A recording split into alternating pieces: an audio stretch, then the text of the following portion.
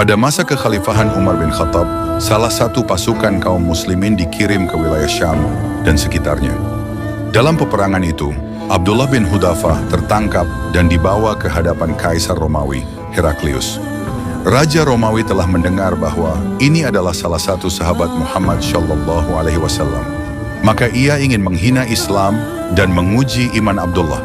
Kaisar berkata, "Masuklah engkau ke agamaku dan aku akan memberimu separuh dari kerajaanku." Abdullah menjawab, "Demi Allah, seandainya engkau memberiku seluruh kerajaanmu dan seluruh kerajaan Arab, aku tidak akan meninggalkan agama Muhammad walau hanya sekejap mata." Kaisar murka. Maka ia perintahkan untuk mengikat Abdullah dan menggantungnya, lalu memanah dekat-dekat agar ia gentar. Tapi Abdullah tetap diam.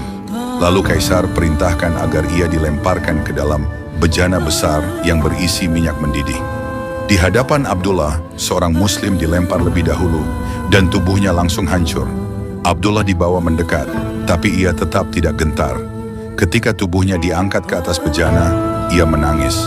Para penjaga mengira ia takut, lalu mengabarkan kepada Kaisar. Kaisar memanggilnya kembali dan berkata, "Engkau menangis, apakah engkau akhirnya takut mati?"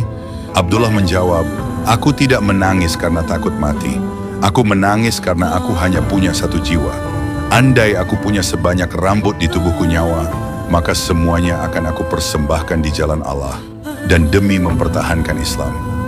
Kaisar terdiam. Ia lalu menawarkan hal lain. "Jika engkau mencium kepalaku, aku akan membebaskanmu. Bukan hanya engkau, tapi aku akan membebaskan juga semua tawanan muslim yang kutahan."